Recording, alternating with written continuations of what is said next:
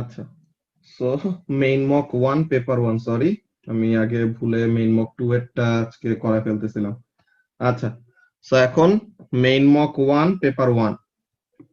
So এখন এখানের জন্য সেম জিনিস, কোয়েশ্চেন নাম্বার 1 এ ইলেকট্রিক্যাল সার্কিটের সিম্বল গুলি কোনটা কি রিপ্রেজেন্ট করে এই জিনিসটা। তো এখানের মধ্যে কি হবে, this is a cell, bulb, fixed resistor and এটা কি, অনেকজনই তোমরা কি লিখছো, এলইডি লিখছো। এটা আসলে কি হবে, এলডিআর, লাইট ডিপেন্ডেন্ট রেজিস্টার, তাই না? কামিং টুয়ার্ডস দা রেজিস্টার ওরকম আসলে পরে এটা হলো এলডিআর। আর একটা ডায়োডের থেকে, যে একটা ডায়োডের থেকে বাইরের দিকে যাচ্ছে, সো তার মানে লাইট এমিট হচ্ছে, এই জিনিসটা হলো এলইডি। আচ্ছা, সো এখন কোয়েশ্চেন নাম্বার 2 তে কি বলতেছে, কোয়েশ্চেন নাম্বার 2 তে 2A, this apparatus is used to investigate acceleration, trolley, string, pulley, 5 kg mass, 0.65 meter above the floor. So এখন বলতেছে the trolley starts from rest and accelerates, তো তার মানে initial velocity 0, then accelerate করতেছে। mass দেওয়া, acceleration দেওয়া, তো unbalanced force, mass and acceleration related formula কি, F equal to ma, then mass হলো 0.87, acceleration হলো 7.9, তো এখানে থেকে unbalanced force পাবো। দেন বলতেছে what is the direction of the frictional force acting on the trolley, কোন দিকে কাজ করবে, against the direction of motion, যে যাচ্ছে হলো টুয়ার্ডস রাইট, সো তাহলে ফ্রিকশনের ডিরেকশনটা কোন দিকে হবে, টুয়ার্ডস লেফট, তাই তো? দেন বলতেছে state two places where friction occurs as the trolley moves. এইখানে তোমাদের এখনো কতজনের প্রবলেম, কতজন খুবই সুন্দর মতো লিখছো, কিন্তু কতজনের এখনো প্রবলেম যে তোমাদের ফ্রিকশনের কথা যখন নাকি বলবা, তোমাদের দুইটা সারফেসের কথা বলতে হবে, যে বিটুইন দিস এন্ড দিস। ব্যাপারটা কেমন, যে স্ট্রিং এন্ড পুলি, স্ট্রিংটা পুলির সাথে ঘষা খেয়ে খেয়ে যাবে, সো তার মানে কি স্ট্রিং এন্ড পুলির মাঝে ফ্রিকশন কাজ করবে, এমন বলবা। Then the wheels of the trolley and the table, যে টেবল বা বেঞ্চ যেটাই বলো, যেটার উপর দিয়ে মুভ করতেছে আর কি, সো তাহলে ট্রলির হুইল গুলার সাথে বেঞ্চের ফ্রিকশন হচ্ছে, স্ট্রিং এর সাথে পুলির ফ্রিকশন হচ্ছে, এমন ভাবে বলতে হবে। শুধু in the string, in the wheels এমন বলে দিলে শুধু হবে না। ওকে, তো কি বলবা, ফ্রিকশন কোন কোন দুইটা জিনিসের মধ্যে কাজ করতেছে, string and the pulley, wheels of the trolley and the bench. Okay, between কোন কোন জিনিস এই জিনিসটা বলে দিবা। তো এটা ছিল এই কোয়েশ্চেনটার জন্য, state two places where friction occurs as the trolley moves. এরপরে gravitational potential energy, mass, G and height related formula কি, জিপি ইকুয়াল টু এমজিএইচ। এরপর calculate the change in GP of the 5 kg mass as it falls to the floor, so তাহলে 5 হলো mass, 10 হলো g এর value, আর height ছিল 0.65, so এটা করলে পরে যা আসে that will be the change in GP and state the kinetic energy gain। so তাহলে কি, যদি কোনো ফ্রিকশন কাজ না করে তো তখন কি হবে, all the GP will be converted to Ke, so তাহলে ওই কাইনেটিক এনার্জিটা এখানে পাবে। তো এই জিনিস, তো এটা গেল কোয়েশ্চেন নাম্বার 2। দেন কোয়েশ্চেন নাম্বার 3 তে কি বলতেছে, the photograph shows an electrical appliance called a toaster। এতে বলতেছে the toaster has a power of এত when operating at a voltage of এত। তো power, current and voltage related formula কি, power equal to current into voltage. Then বলতেছে show that current হলো about 8 ampere. So তাহলে কি, current equal to power by voltage. So তাহলে 8 ampere show করতে বলছে, যে অ্যাবাউট 8 অ্যাম্পিয়ার, সো তার মানে আমাদের ফাইনাল শো করতে বলছে ওয়ান সিগনিফিকেন্ট ফিগার। তো তাহলে আমরা কত সিগনিফিকেন্ট ফিগারে অ্যান্সার দিব, one significant figure greater than what they have asked us to show. So তাহলে 8 অ্যাম্পিয়ার শো করতে বলছে, তো তাহলে একটা সিগনিফিকেন্ট ফিগার বেশি দিব, তো অমন ভাবে অ্যান্সারটা আসবে। তো এখন এই যে আমাদের অ্যাবাউট 8 অ্যাম্পিয়ার কারেন্ট লাগে, তো তাহলে ওইটার জন্য কত অ্যাম্পিয়ারের ফিউজ লাগবে, 13 অ্যাম্পিয়ারের ফিউজ লাগবে। এরপর বলতেছে the toaster uses mains electricity, যেটার কি অল্টারনেটিং কারেন্ট ইউজ করে। তো এখন অল্টারনেটিং এন্ড ডিরেক্ট কারেন্টের মধ্যে ডিফারেন্স কি, অল্টারনেটিং কারেন্ট আর ডিরেক্ট কারেন্টের মধ্যে ডিফারেন্স হলো একটাতে ডিরেকশন অফ কারেন্টটা ফিক্সড থাকে, আর একটাতে কি ডিরেকশন অফ কারেন্টটা কন্টিনিউয়াসলি চেঞ্জ হয়। ওকে, এরপরে বি2 তে বলতেছে state a source of direct current, এটা কি হবে? সেল অর ব্যাটারি, ঠিক আছে? এইসব জিনিসগুলা কি তারা ডিরেক্ট কারেন্ট প্রোভাইড করে। ওকে, কোশ্চেন নাম্বার 3 নিয়ে কি কারো কোনো কনফিউশন আছে?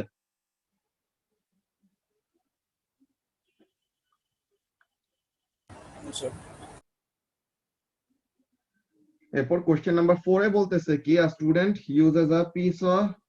Has a piece of steel, describe an experiment how he could find the density. তো তাহলে ওই যে ডিসপ্লেসমেন্ট ক্যান মেথড দিয়ে ভলিউম বের করবে, আর ম্যাস ব্যালেন্সের উপরে রেখে ম্যাস বের করবে, then density equal to mass by volume, এই ফর্মুলা দিয়ে he will determine the density of the steel. এরপর কোশ্চেন নাম্বার 5, দ্য ডায়াগ্রাম ভাই শো। একটু ফোন নাম্বার আমারটা দেখো, মেসেঞ্জারে পাঠাইছি একটু। Phone number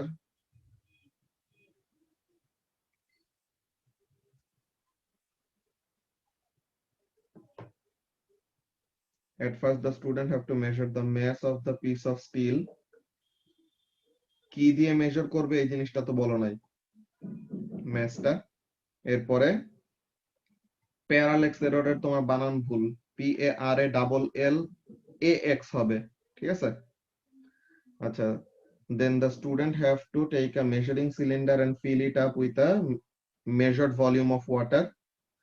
After filling the cylinder, the student have to tie the piece of metal with a string and dip it into the measuring cylinder. Therefore, now the student have to measure the volume of the water inside the cylinder, avoiding parallax error while taking the reading.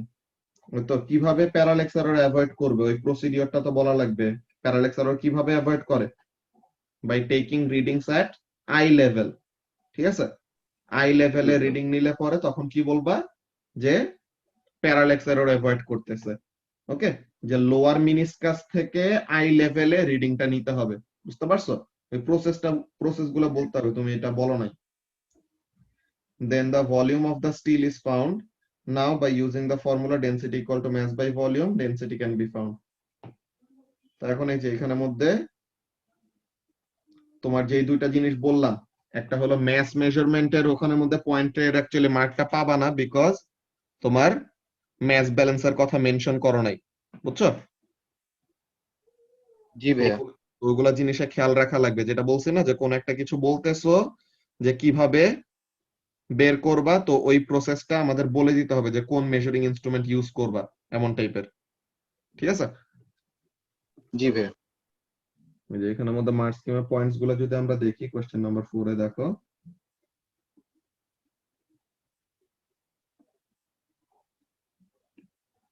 এই যে measure the mass, কিন্তু second মার্কটা কিসে? Using a mass balance, এইটা। Then find the volume, কিভাবে? Using displacement method. তুমি just এত এত explanation যে এই স্ট্রিং দিয়ে টাই আপ করবা, দেন ডিপ করবা, এত এত কিছু না বলে ডিসপ্লেসমেন্ট মেথড বলে ডায়াগ্রামের সাথে ওর একটা এক্সপ্লেনেশন দিয়ে দিলেই হয়। Then a suitable experimental precaution, কেমন? Avoiding parallax error by taking readings at eye level, then repeating an average, then finally density equal to mass by volume. একদম ইজি এক্সপ্লেনেশন, বুঝছো? সেগুলোর জন্য বেশি ইয়ে না করে, এত বেশি ওরকম এক্সপ্লেনেশন আলাদা আলাদা করে কিভাবে তুমি ফিতাটা বাঁধবা, কিভাবে ডিপ করবে, এইসব লেখা ভালো, খারাপ না, কিন্তু এগুলাতে তোমার অনেক সময় গেছে, মেইন পয়েন্ট গুলোই তোমার মিস গেছে। ওকে জি ভাই, বুঝেছি। ওকে, দেন 5 নাম্বারে কি বলতেছে? The diagram shows the percentages of thermal energy loss from a house. আচ্ছা, রুফ থেকে 50%, উইন্ডো থেকে 20%, ডোরস থেকে 5%, ওয়ালস থেকে 25%। এতে বলতেছে the household loses a total amount of এত energy each day, calculate the amount of energy loss through 1 week. তো একদিনে এত, তো তাহলে এক সপ্তাহে কত লুজ করবে? ইনটু 7। আচ্ছা, ইনটু 7 হলো টোটাল, এখন বলছে ওয়ালের থ্রুতে কত। সো ফার্স্টে total energy lost in 1 week হলো এটা, এখন ওয়ালের থ্রুতে লুজ করা হলো 25%, তো তার মানে 25/100। তো এটা করলে পরে কত আসে? যেটা আসবে that will be the answer. এরপর বলতেছে বি নাম্বারে, state how to reduce the amount of thermal energy loss through the windows. তো এখন উইন্ডো দিয়ে যেই হিট লস হবে এগুলো থামানোর জন্য কয়েকটা প্রসেস বলা যায়। পর্দা দিয়ে দিতে পারে, or double glazing, triple glazing glass use করতে পারে, তেমন টাইপের প্রসিডিওর। সি নাম্বারে বলতেছে কি, the roof could be insulated with fiberglass wool which contains a lot of trapped air. Explain how this insulation reduces the amount of thermal energy lost from the roof. কেন? Fibreglass উল এটা কি করতেছে? Air trap করে রাখতেছে। একে তো উল হলো insulator, যার জন্য কি হবে না, কন্ডাকশনের থ্রুতে হিট লস হবে না। দেন এয়ার ট্র্যাপ করে রাখতেছে, যার জন্য কি হচ্ছে না, কনভেকশন কারেন্ট সেট আপ হইতে পারতেছে না। সো এইসব রিজনের জন্য কি হবে না, হিটটা রুফের থ্রুতে লস হবে না। এই যে ফার্স্ট অফ অল এয়ার হলো একটা ইনসুলেটর, কন্ডাকশন তাহলে কমে গেল। ফাইবার গ্লাস হলো ইনসুলেটর, তো তাহলে এটার জন্য কন্ডাকশন হবে না। দেন ট্র্যাপড এয়ার মুভ করতে পারবে না, তো তার মানে কি, কনভেকশন কারেন্ট ক্রিয়েট করতে পারবে না। ওকে, সো বলতে গেলে একদম রিপিটেটিভ আমাদের কোয়েশ্চেন গুলি হয়ে যাইতেছে, যে একই টাইপের অ্যান্সার, তাই না? ডি নাম্বারে বলতেছে কি, the house is heated with a gas boiler that is 75% efficient. Calculate chemical energy in the gas, কি বলে, chemical energy in the gas is transferred to thermal energy by burning. তো তার মানে বার্নিং করলে, যে কেমিক্যাল গুলাকে burn করলে কি হবে, থার্মাল এনার্জিতে কনভার্ট হবে। তো বলতেছে কিছু থার্মাল এনার্জি হলো ইউজফুল, কিছু থার্মাল এনার্জি ওয়েস্টেড। তো এখন স্যাঙ্কি ডায়াগ্রাম ড্র করতে বলছে। তোমাদের স্যাঙ্কি ডায়াগ্রাম এখনো কেমন যেন আসে, ঠিক আছে? সো কিছুটা হলো ইউজফুল, বাকি হিটটা কি, ওয়েস্টেড। ওকে, সো তার মানে পুরাটা হলো ফার্স্টে 100% ইনপুট, এটা হলো কেমিক্যাল, দেন কিছু ইউজফুল হিট আর কিছু ওয়েস্টেড হিট, ঠিক আছে? এখানের মধ্যে এঁকে দেয় নাই, বাট ওরকম আইডিয়াটা এমন আর কি, ঠিক আছে? এরপর কোয়েশ্চেন নাম্বার 6 এ কি বলতেছে, the diagram shows a chair with a weight of এত। তো এখন ফার্স্টে সেন্টার অফ গ্র্যাভিটিটা কোথায়? সেন্টার অফ গ্র্যাভিটি, ও দাঁড়াও 1 মিনিট, স্ক্রিনশটটা মনে হয় চলে গেছে।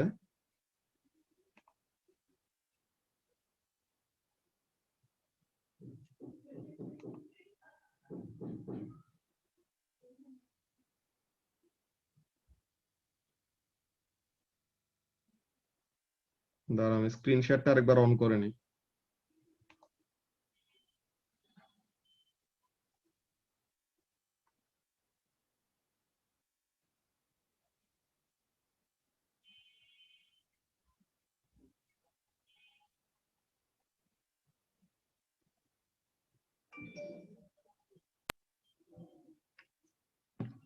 ওকে, এখন কি সবাই আবার স্ক্রিনটা দেখতে পাচ্ছ?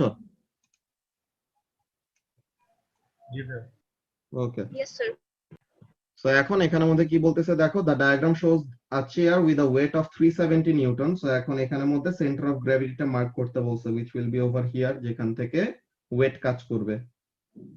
দেন বি নাম্বারে বলতেছে the chair has 4 legs, each leg has an area of এত in contact with the floor। তো এখন pressure, force and area related formula কি, pressure equal to force by area.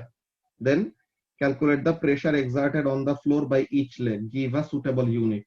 So এখন এখানের জন্য তুমি কি করতে পারো, সেন্টিমিটার স্কোয়ারটাকে মিটার স্কোয়ারে না কনভার্ট করলেও প্রবলেম নাই, ইউনিটটা তোমার কি থাকবে, নিউটন পার সেন্টিমিটার স্কোয়ার দিবা, তাহলেও হবে। এই ক্যালকুলেশন তোমাদেরকে মনে হয় আগেও দেখানো হয়েছিল একবার, যে টোটাল ফোর্স হলো 370, 4টা লেগ আছে, ইচ লেগের এরিয়া হলো এত, তো তার মানে এক পার লেগ, ঠিক আছে, যে পার সেন্টিমিটার স্কোয়ার কত প্রেসার পড়তেছে ওই জিনিসটা এখানে থেকে পাবো, ঠিক আছে? তো এটা কি করে নাই, এখানে আমি সেন্টিমিটার স্কোয়ার থেকে মিটার স্কোয়ারে নেই নাই, তুমি চাইলে নিতে পারো, ওইটা কোনো সমস্যা না। তখন ইউনিটটা দিবা প্যাসকেল বা নিউটন পার মিটার স্কোয়ার। আমি সেন্টিমিটার স্কোয়ারেই রাখছি এরিয়াটা, তো তাহলে আমি ফাইনাল ইউনিট কি দিব, নিউটন পার সেন্টিমিটার স্কোয়ার। তো ইউনিটটা কনসিস্টেন্ট থাকলে ওই ভ্যালুর সাথে, তাহলেই হবে। ওকে, এই যে দেখো, এই যে তুমি যদি সেন্টিমিটার স্কোয়ারে রাখো তাহলে অ্যান্সার আসবে 18। তুমি যদি মিটার স্কোয়ারে নিয়ে যাও তো তাহলে পরে অ্যান্সারটা তোমার ওরকম বড় একটা ভ্যালু আসবে। ওইটা সমস্যা না, তখন তুমি ইউনিটটা দিবা প্যাসকেল বা newton per metre square, both way তুমি মার্ক পাবা।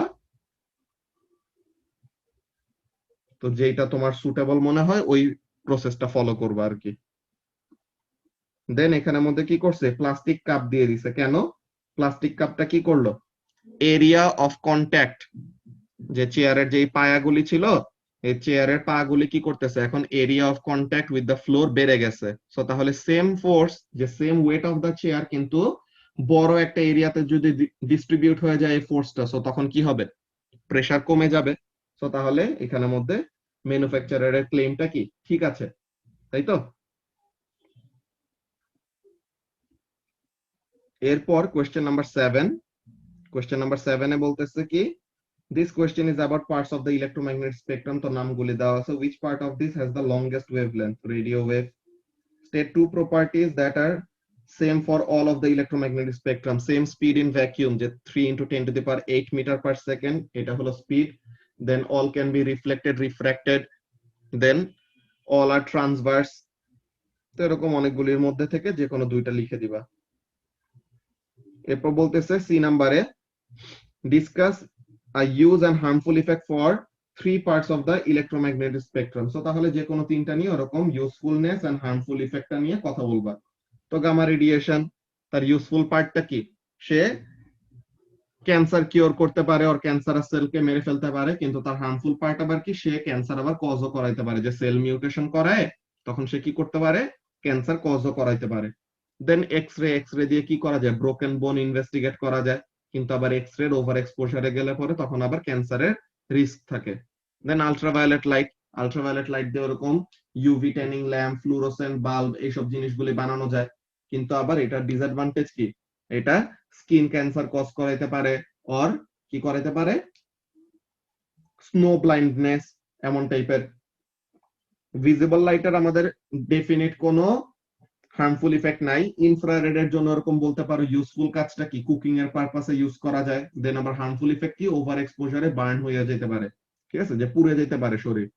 দেন মাইক্রোওয়েভ, এখানের মধ্যে আমাদের স্যাটেলাইট কমিউনিকেশনের জন্য ইউজ করা যায়, মোবাইল কমিউনিকেশনের জন্য এইসব ইউজ করা যায়, অর রান্না বান্নার কাজে ইউজ করা যায়। আবার প্রবলেমও আছে, একটা কোশ্চেন ছিল। প্রবলেম হলো এটা ব্রেন ড্যামেজ করতে পারে, তাই তো।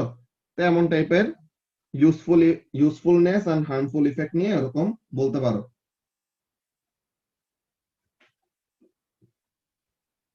এই যে গামার ইউজ কি, radiotherapy or sterilization of food or medical equipment, radioactive trace আর হার্মফুল ইফেক্ট কি, ক্যান্সার কজ করাইতে পারে। এক্স-রে ইউজ কি, observing the internal structure of the body, যে বোনস ইনভেস্টিগেট করতে পারে। দেন হার্মফুল ইফেক্ট কি, ক্যান্সার কজ করায়। আলট্রাভায়োলেটের ইউজ কি, fluorescent lamp, treating skin disorders, killing bacteria. Then আবার হার্মফুল ইফেক্ট কি, স্কিন ক্যান্সার কজ করাইতে পারে, ব্লাইন্ডনেস কজ করাইতে পারে। ভিজিবল লাইটের আবার এখানে হার্মফুল ইফেক্টটা দিছে যে হাই ইন্টেন্সিটি যদি থাকে, ওই যে লেজার লাইট থাকে না, তো লেজার লাইটের ওখানে কি, ওটা যদি ডিরেক্ট চোখে এসে পড়ে তো তখন আই ড্যামেজ হইতে পারে হাই ইন্টেন্সিটিতে। আর ইউজফুল কাজগুলি কি, ফটোগ্রাফিতে, অপটিক্যাল ফাইবারে। দেন ইনফ্রারেডের ইউজ কি, short range communication, remote control, then heaters, night vision equipment. Harmful effect কি, বার্ন করতে পারে টিস্যু। মাইক্রোওয়েভেরও কুকিং, স্যাটেলাইট কমিউনিকেশন, এগুলো হলো ইউজফুল পার্ট। হার্মফুল ইফেক্ট কি, internal body tissue damage. Then radio ওয়েভের কমিউনিকেশন হলো ইউজফুল, হার্মফুল কোনো ইফেক্ট এখানে মধ্যে দেয় নাই, তো তাহলে রেডিওটা না লিখাই ভালো, ঠিক আছে, বিকজ ইউজফুল এন্ড হার্মফুল দোনোটাই লিখতে বলছে 6 মার্ক। তো একটা ওয়েভের জন্য ইউজফুল এন্ড হার্মফুল ইফেক্ট, আর একটা ওয়েভের জন্য ইউজফুল এন্ড হার্মফুল ইফেক্ট এমন ভাবে। Then question number 8, question number 8 বলতেছে, সরি,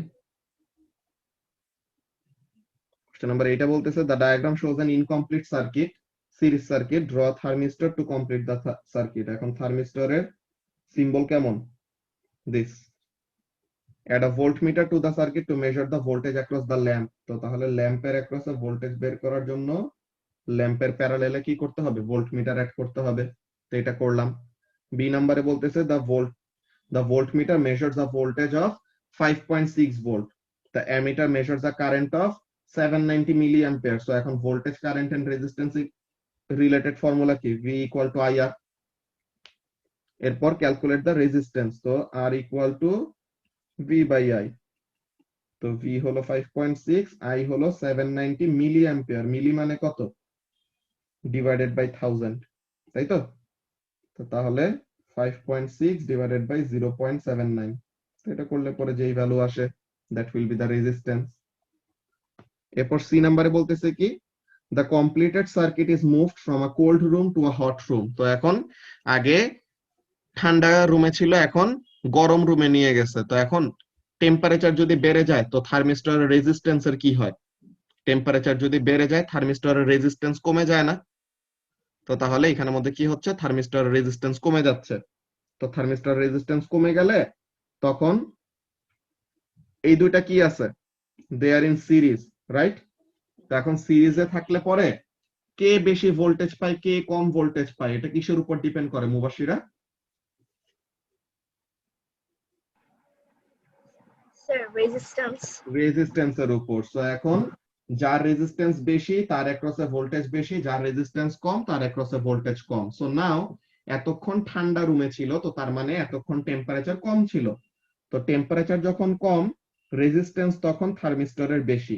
তো তার মানে এতক্ষণ থার্মিস্টর কি পাচ্ছিল, এতক্ষণ থার্মিস্টর তার রেজিস্ট্যান্স বেশি ছিল দেখে বেশি করে ভোল্টেজ পাচ্ছিল। তো তার মানে the bulb was getting lesser amount of voltage from the power supply. কিন্তু এখন যখন নাকি গরম রুমে নিয়ে গেল তখন কি, টেম্পারেচার বেড়ে গেছে, তো তার মানে resistance of the thermistor will fall. তো তাহলে থার্মিস্টর রেজিস্ট্যান্স যদি কম হয়ে যায় থার্মিস্টরের অ্যাক্রসে কি হবে, তাহলে ভোল্টেজ কমে যাবে না? তো তাহলে থার্মিস্টরের ভোল্টেজ যদি কমে যায় তো তাহলে ওই ভোল্টেজ গুলা পাবে কে, বাল্ব। তো তার মানে বাল্বের অ্যাক্রসে ভোল্টেজের অ্যামাউন্ট ইনক্রিজ করবে।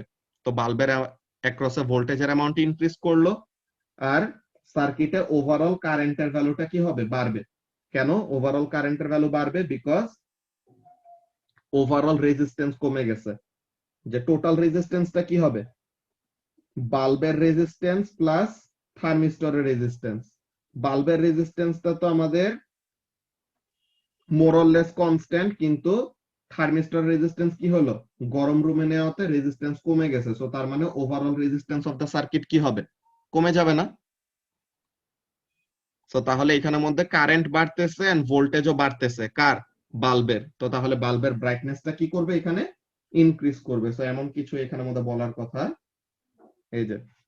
সো এখন ব্রাইটনেস ইনক্রিজেস, এটা লিখাতে 1 মার্ক, কিন্তু কেন ওই ব্যাপারগুলি বলতে হবে, বিকজ থার্মিস্টর রেজিস্ট্যান্স কমে যায়, তো তাহলে কারেন্ট বেড়ে যায় and voltage across the lamp বেড়ে যায়। তো তাহলে ভাইয়া বলো আমি 3টা পয়েন্টই লিখছি, কারণ আমাকে এক মার্ক কেটে দিচ্ছে। কি কি লিখছো? ওই যে ব্রাইটনেস ইনক্রিজ করবে, তারপর থার্মিস্টর রেজিস্ট্যান্স ডিক্রিজ করবে, আর কারেন্ট ইনক্রিজ করবে। ইন্টেন্সিটি বললে হবে না, intensity of the light lamp increases.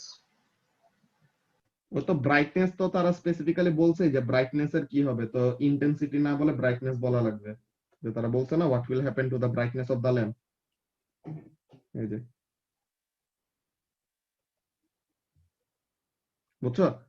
তো ব্রাইটনেস বলছে তারা স্পেসিফিক্যালি, তো এইটাই বললে বেটার, বুঝছো? এমনিতে নরমালি মার্ক পাওয়ার কথা, কিন্তু এরকম স্ট্রিক্ট চেকিং এর জন্য তোমার মার্ক গেছে একটা, বুঝছো? ওকে। তো এরপরে ডি নাম্বারে কি বলতেছে, state how the current in the circuit would change if another lamp is added. তো আরেকটা ল্যাম্প যদি অ্যাড করা হয় তো তাহলে total resistance in the circuit কি হবে, বেড়ে যাবে না? যে সিরিজে টোটাল রেজিস্ট্যান্স কি, R1 plus R2 plus R3 এমন করে করে তো প্লাস করতে থাকি, রাইট? তো তাহলে এখানের মধ্যে কি হবে, যদি আরেকটা এক্সট্রা ল্যাম্প অ্যাড করি তাও আবার সিরিজে, সো তখন কি হবে, টোটাল রেজিস্ট্যান্স বেড়ে যাবে। তো এর জন্য কারেন্ট ইন দা সার্কিট কি হবে, কমে যাবে। তো এই জিনিসটা, কারেন্টটা কি হবে, দা কারেন্ট ডিক্রিজেস।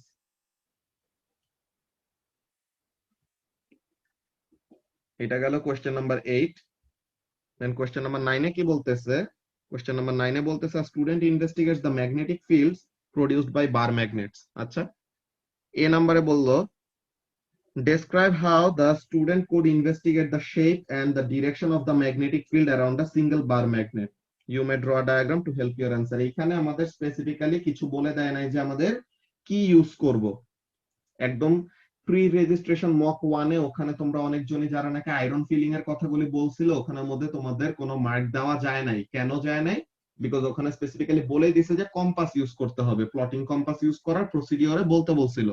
ওখানের মধ্যে তোমরা বার ম্যাগনেটের ম্যাগনেটিক ফিল্ডের শেপ বের করার জন্য আয়রন ফিলিং যত ইউজ করো না কেন ওই রেফারেন্স গুলোর জন্য কোনো মার্ক দেওয়া যায় নাই। কিন্তু এখানের জন্য তারা কি বলছে দেখো, কোশ্চেন নাম্বার 9 এ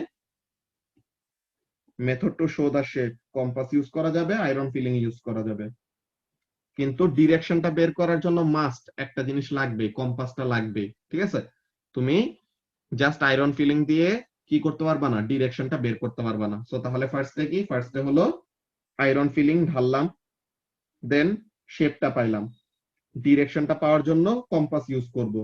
দেন কি করা লাগবে, লাইনগুলাকে জয়েন করার জন্য ওরকম কি করা লাগবে, we will have to move the compass, যে ওরকম ডিরেকশন গুলি, যে আমরা এই পেপারের নিচে বার ম্যাগনেট, তো এখন এরকম আয়রন ফিলিং গুলি দিলাম, দেন এমন তারা নিজেদেরকে শেপ ওয়াইজ সাজায় নিল। ওকে, সো এখন ডিরেকশন গুলা বের করার জন্য কি করা লাগবে, কম্পাস বসাইতে হবে। সো কি করব, এখানে একবার কম্পাস বসাইলাম, ডিরেকশনটা দেখলাম, দেন তার ঠিক যে ডিরেকশনে দেখাইছো ওইটার পরে আবার একটা কম্পাস বসাইলাম, দেন আবার একটা কম্পাস বসাইলাম, আবার একটা কম্পাস বসাইলাম, এরকম ওয়েতে কি করতে থাকবো, we will continue doing this. So তাহলে জানি আমরা কমপ্লিট ওরকম কি পাই, ম্যাগনেটিক ফিল্ড লাইন গুলি বের করতে পারি। ঠিক আছে, এরপরে কোশ্চেন নাম্বার বি তে কি বলতেছে, the student puts opposite poles of two strong bar magnets near each other. আচ্ছা, the diagram shows part of the magnetic field produced, only small part of the magnet is shown. So এখন বলতেছে explain why the diagram shows that the magnetic field is uniform. তো uniform magnetic field হওয়ার জন্য কি কি condition ছিল, the field lines will be parallel, the field lines will be equidistant, তাই না? তো তাহলে দুইটা জিনিস, একটা হলো the field lines will be parallel to each other and they will be equally separated or equally away from each other.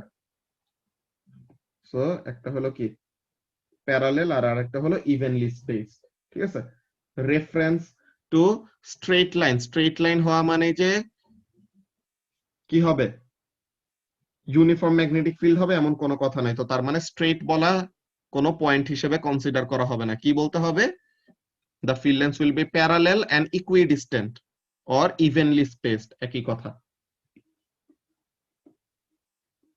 এরপরে question number C তে কি বলতেছে, the student connects the ends of a piece of wire to a sensitive emitter. আচ্ছা, তো তাহলে একটা ওয়্যারের and দুইটা কি করছে, একটা এমিটারের সাথে অ্যাড করছে, then he moves the piece of wire through a magnetic field between the magnets. তো এখন ওই ওয়্যারটাকে কোনো পাওয়ার সাপ্লাইয়ের সাথে কানেক্ট করে নাই, জাস্ট এমিটারের সাথে কানেক্ট করে এখন কি করলো, ম্যাগনেটিক ফিল্ডের ভিতর দিয়ে ওই ওয়্যারটাকে মুভ করাইতেছে। সো কি হবে, ম্যাগনেটিক ফিল্ড লাইন যদি কাট করে তখন ভোল্টেজ ইনডিউস হবে, ওই ভোল্টেজ ইন্ডাকশনের জন্য কি হচ্ছে, যেহেতু সার্কিটটা কমপ্লিট তো এর জন্য কারেন্ট ফ্লো করবে। তো ওই কারেন্ট ফ্লো এর জন্য কি দেখা গেছে, এমিটারের মধ্যে রিডিং দেখা গেছে, যে explain why the ammeter displays a small current when the wire is moved between the magnets. So তাহলে কি হচ্ছে এখানে, the wire is cutting the magnetic field line, so তাহলে ইলেকট্রোম্যাগনেটিক ইন্ডাকশন হচ্ছে যার জন্য কারেন্ট ফ্লো করতেছে। এরপরে বললো কি state two ways that the student could increase the current using the same wire. So তাহলে ওয়্যারটা সেম, এখন কারেন্টের অ্যামাউন্ট বাড়াবে কিভাবে, by using stronger magnet, যে স্ট্রঙ্গার ম্যাগনেটিক ফিল্ডের ভিতর দিয়ে মুভ করাইতে হবে অর ফাস্টার মুভ করাইতে হবে। ওকে, তো এরকম আমাদের কয়েকটা প্রসিডিওর বলা যায়। তো এখানের মধ্যে কি ফাস্টার মুভ করানো যায়, অর ওই ওয়্যারটাকেই পেঁচায় ফেলা যায়, অর স্ট্রঙ্গার একটা ম্যাগনেটিক ফিল্ডের ভিতর দিয়ে মুভ করা যায়, এমন টাইপের। এরপরে কোশ্চেন নাম্বার 10, কোশ্চেন নাম্বার 10 এ কি বলতেছে, americium 241 is a radioactive isotope used in smoke detectors, it has the symbol this. How many protons, oh my god এত কঠিন কেন এটা, অ্যাটমিক নাম্বার কত 95, then how many neutrons, so 241 minus 95 করলে পরে যা আসে that will be this answer. So এটা কত 146 তো মনে হয় নাকি। এরপরে how many electrons are there in a neutral atom, তো নিউট্রাল হইলে পরে নাম্বার অফ প্রোটন আর নাম্বার অফ ইলেকট্রন তো সমান সমান হবে, সো তাহলে এইটা। আচ্ছা নেক্সট মিটিংটায় জয়েন করো, বাকি পার্টটুকু ওখানে দেখাইতেছি। ভাইয়া একটা কোশ্চেন ছিল। বলো। ওই যে রিফ্লেকশন আছে না, লাইটের মিররের যে রিফ্লেকশনটা, হ্যাঁ, হুম তো ওইখানে একটা তুমি বলছিলে যে বাদ বাদ এই সিলেবাসে, নিউ সিলেবাসে, মানে আগে সিলেবাসে ছিল, এখন সিলেবাস বাদ, ওইটা কোনটা ছিল জানি? ভার্চুয়াল ইমেজ এরকম কিছু নেই? হ্যাঁ ভার্চুয়াল ইমেজ বাদ, এত কি আর কিছু বাদ নাই? ভার্চুয়াল ইমেজের ওই পার্টটুকুই, ওখানের মধ্যে নরমালি আচ্ছা রে ঠিক আছে। ডায়াগ্রাম যেমন আঁকে, ওই রে ডায়াগ্রামের ওগুলো সোজা, ওইটা নরমালি আসবে না, ওরকম এক্সপেকটেশনেই থাকো, আসার কোনো কথা না, বাট স্টিল আমরা ওরকম শিখে রাখতেছি, তাহলে যেন পরীক্ষায় কোনো ইয়েতে চলে আসলেও আমরা যেন পারি, বুঝছো। কি virtual image? Virtual image plus ওই যে ওই রে ডায়াগ্রাম যেটা, এই যে একটা মিররের সামনে এই একটা অবজেক্ট আছে, সো তাহলে এটা মিররের পিছে যায় কেমন দেখা যাবে। সো এই আমাদের লাইটটা আসলো, এই নরমালি হিট, এই দেন এখানের থেকে আরেকটা লাইট এরকম গেল, দেন এই আমাদের চোখে আসবে। সো এখন এই যে আমি ব্রোকেন লাইন দিয়ে যেগুলো আঁকলাম মিররের পিছে, এগুলো কি, এগুলো হলো অ্যাকচুয়ালি কোনো রে অফ লাইট না, যে মিররের পিছে তো আর কোনো লাইট পাস করে নাই, সো তাহলে এটা কি আমাদের কাছে মনে হয় যে মিররের পিছের থেকে লাইটটা আসতেছে, বুঝছো। সো এইটাকে রে ডায়াগ্রাম হ্যাঁ, বলে, বুঝছো। ভার্চুয়াল ইমেজটা কি, ওই যে মিররের এই যে ভিতরে এইটা, যেটা? হ্যাঁ এই যে এইটা, এটা হলো ভার্চুয়াল ইমেজ। আচ্ছা ঠিক আছে। ভার্চুয়াল ইমেজ বলি এর জন্য যে অ্যাকচুয়ালি ওটা এক্সিস্ট করতেছে না, কিন্তু আমাদের কাছে মনে হয় যে ওইটা ওখানে, বুঝছো, এরকম। হ্যাঁ ভাইয়া। ওকে, সো এরপরে বি নম্বরে বলতেছে কি, when the americium 241 decays it emits alpha particles from to form neptunium 237. Neptunium has the symbol this, complete the nuclear equation for the decay of neptunium, কি বলে americium 241, আলফার অ্যাটমিক নাম্বার হলো 2, মাস number হলো 4, তো তাহলে এখানের মধ্যে এটা হবে 93। তো এখন সি নাম্বারে বলতেছে কি, after the decay the neptunium 237 nucleus emits gamma radiation, state what happens to the number of protons and neutrons। gamma radiation emit হলে কি হবে, কোন রকমের চেঞ্জ আসবে নাম্বার অফ প্রোটন নিউট্রনে, কোন রকমের চেঞ্জ আসবে না, কেন, বিকজ গামা হলো নিউট্রাল, তার কোনো ম্যাসও নাই, তার কোনো চার্জও নাই। সো তাইলে পরে এর জন্য কি আসবে না, নিউক্লিয়াসের প্রোটন নাম্বার নিউট্রন নাম্বার এসবের মধ্যে কোন রকমের চেঞ্জ আসবে না। এই যে এখানের মধ্যে কি বলতেছে, number of neutron does not change, number of protons does not change। এরপরে ডি নাম্বারে স্মোক ডিটেক্টরের এই question, the diagram shows a cross section through a smoke alarm, plastic case, counter and alarm circuit, source of americium 241, path of alpha particles, rising smoke। এরকম smoke এমন উঠতেছে, তো smoke যখন নাকি মাঝে চলে আসবে তখন কি হবে, আমেরিসিয়াম থেকে যে আলফা রিলিজ করা হচ্ছে ওই আলফাটা কি করতে পারতেছে না, আলফা পার্টিকেল ডিটেক্টরের কাছে পৌঁছাইতে পারতেছে না, সো এর জন্য কাউন্টারের মধ্যে রিডিংটা কি হয়ে যাবে, কমে যাবে। তো রিডিং যখন নাকি একটা সার্টেন ভ্যালু থেকে নিচে চলে যায় তো তখন কি করে, অ্যালার্মটা বেজে ওঠে। সো এই কথা বলতেছে, দেখো in normal operation the count rate measured by the counter is 100 counts per second. তো নর্মালি যদি কোনো স্মোক টোক না থাকে তখন 100 কাউন্টস পার সেকেন্ড এমন টাইপের রিডিং আসে। If the count rate falls below 80 per second, তো তার মানে 80টা কাউন্ট বা এর থেকে কম যদি হয়ে যায় রিডিং, তো তখন কি হয়, অ্যালার্মটা বেজে ওঠে। তো এখন বলতেছে explain how the rising smoke causes the alarm to sound. কেন, এই যে স্মোক যখন নাকি রাইজ করবে তখন কি হবে, আলফা পার্টিকেল ওই স্মোক পার্টিকেলের সাথে ইন্টারঅ্যাক্ট করতে করতে তাদেরকে আয়োনাইজ করতে করতে ডিটেক্টর পর্যন্ত পৌঁছাইতে পারবে না, বিকজ আলফা কি অনেক বেশি আয়োনাইজিং, তো তাহলে তার রেঞ্জটা খুবই ছোট, এর জন্য সে কি করতে পারবে না, স্মোক ডিটেক্টর পর্যন্ত ওখানে রিচ করতে পারবে না। এই যে smoke absorbs the alpha particles, so তাহলে little or no alpha particle reach the detector, okay।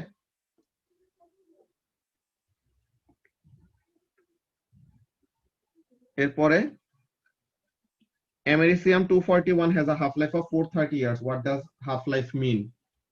2 mark দিছে, সো তাহলে এখানের জন্য আমাদের অ্যানসারটা বলছিলাম কি, half life is the average time taken for the initial activity of a radioactive isotope to decrease by half. Okay, so এটা কি, it is the average time taken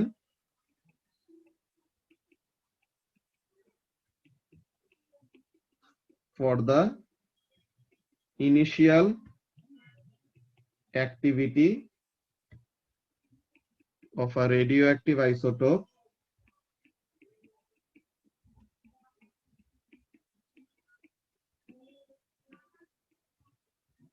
to decrease by half. Then E2 তে কি বলতেছে, americium 242 has a half life of 16 hours and is a beta emitter. Explain why americium 242 is not suitable for smoke so detection. ভাইয়া half life এর অ্যান্সারটা যদি দেই এমন করে যে it is the average time taken for the radio activity to half, তাহলে কি হবে? For the radioactivity to half, radioactivity half হওয়া বলতে আসলে বুঝায় না কিছু। রেডিওঅ্যাক্টিভিটি ব্যাপারটা কি, যে রেডিওঅ্যাক্টিভ প্রপার্টি থাকাটাকে রেডিওঅ্যাক্টিভিটি বলে, ঠিক আছে?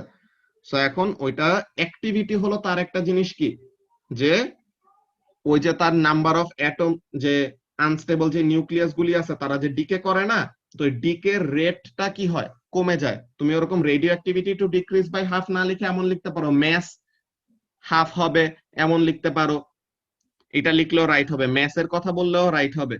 দেন ইনিশিয়াল অ্যাক্টিভিটি যা ছিল ওইটা অর্ধেক হইতে যতটুকু এভারেজ সময় লাগে ওইটাকে হাফ লাইফ বলে, এমন টাইপের ব্যাপার, বুঝতে পারছো? সো তাহলে রেডিও অ্যাক্টিভিটি ওয়ার্ডটা ইউজ না করে initial activity of the radioactive isotope বললে বেটার, বুঝছো? ঠিক আছে। ওকে, স্যার তো এখন এখানে ইনিশিয়াল অ্যাক্টিভিটি বলতে মানে এক্স্যাক্টলি কি বোঝাচ্ছে? তুমি যেই টাইমটা থেকে অ্যাক্টিভিটি কনসিডার করা শুরু করবা, হ্যাঁ, তুমি যেই টাইম থেকে অ্যাক্টিভিটি কনসিডার করা শুরু করবা ওখান থেকে ওই অ্যাক্টিভিটিটা, যে মনে করো আমরা তো নরমালি গ্রাফ এমন আঁকি, তাই না? এক্সপোনেনশিয়াল গ্রাফ নরমালি এরকম আঁকি। এখন তুমি একটা ইন্টারেস্টিং ব্যাপার খেয়াল করবা, যে ইনিশিয়াল অ্যাক্টিভিটি এটা 100, ওই এত বড়টা 100 হলে এত জায়গায় 50, দেন এত জায়গায় 25 এমন টাইপের, নাকি? এখানে 12.5।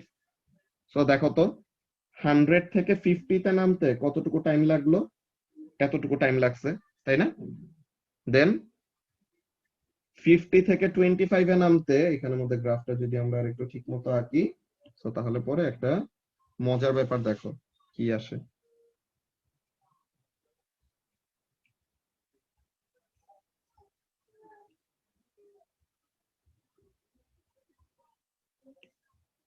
এক্সপোনেনশিয়াল গ্রাফ দেখতে একটু এরকম টাইপের হয়। যদি আমরা এরকম অ্যাকুরেটলি গ্রাফ পেপারে আঁকি তখন আরো সুন্দর মতো মিলবে। এখন জাস্ট এভারেজ একটা ব্যাপার দেখো, এই টাইম এন্ড এই time more or less same না?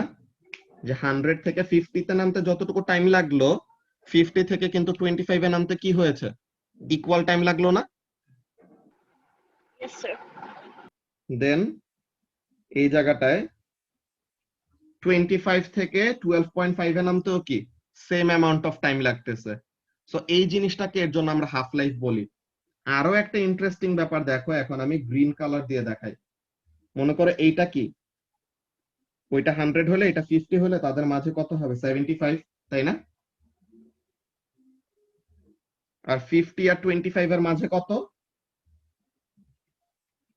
37.5, নাকি প্রবাসীরা? স্যার ওকে, এখন দেখো তো ইন্টারেস্টিং এই ব্যাপারটা।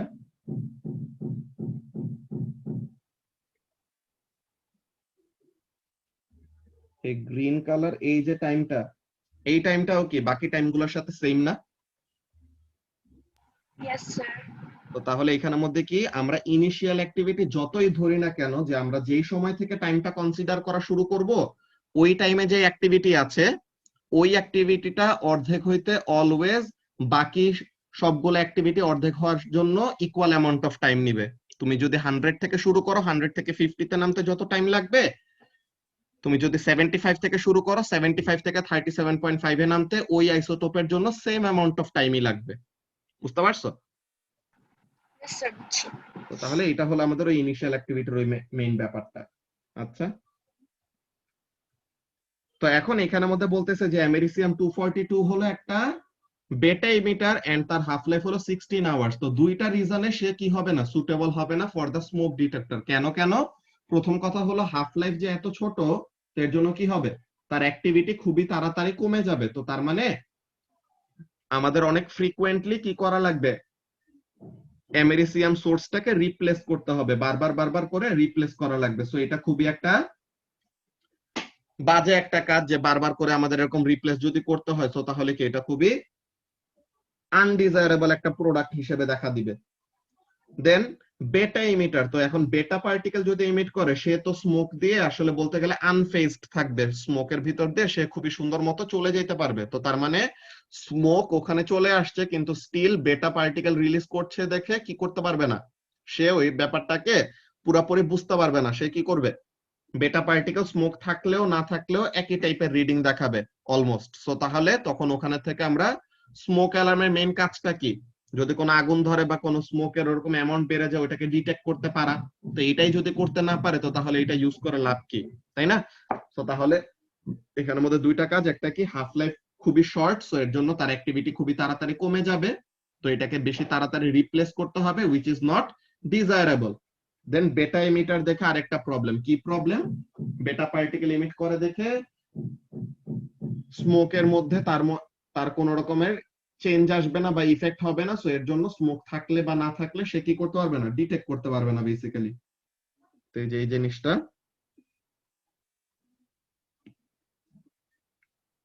বেটা উড পেনিট্রেট দ্য কেসিং, একটা হলো কেসিং যেটা আছে ওইটাকে পেনিট্রেট করে চলে যাবে, অর স্মোকটা কি করতে পারবে না, বেটাটাকে অ্যাবজর্ব করতে পারবে না। দেন এই যে হাফ লাইফটা কম দেখে ফ্রিকোয়েন্টলি রিপ্লেস করতে হবে। Then alarm would trigger due to naturally decreasing count rate, তো ন্যাচারালি ওরকম কাউন্ট রেট কমে যাবে, বিকজ অ্যাক্টিভিটি কি বলে, হাফ লাইফ খুবই শর্ট না, তো তার মানে নরমালি অ্যাক্টিভিটি কমে গেছে, not because of smoke. Half life কম দেখে খুবই তাড়াতাড়ি তার অ্যাক্টিভিটি কমে গেছে, তো তখন মনে হবে যে আরে কি আগুন ধরে গেছে, আগুন ধরে গেছে, অ্যালার্ম শুধু শুধু বাজা শুরু করবে। কিন্তু আসলে কি, তার হাফ লাইফ কম দেখে এমন অবস্থা। তো হাফ লাইফ কম দেখে তাকে বারবার কি করতে হয়, বারবার রিপ্লেস করতে হয়, আর রিপ্লেস যদি না করে সে ফলস অ্যালার্ম দিবে। বুঝতে পারছো? তো এর জন্য এটাকে কি করা যাবে না, স্মোক ডিটেক্টরের মধ্যে ইউজ করা যাবে না। ওকে, এরপরে কোয়েশ্চেন নাম্বার 11 কি বলতেছে, this question is about how light travels in water. A number বলতেছে diagram 1 shows a ray of light from a torch submerged in a swimming pool. The ray of light does not pass through the water surface. তো তার মানে total internal reflection হচ্ছে। এরপরে draw a normal, so normal, then angle of incidence measure করব, and angle of reflection টা তো এটা সমানই হবে, তো এটাতে স্টেট করব। এরপর বলতেছে the torch is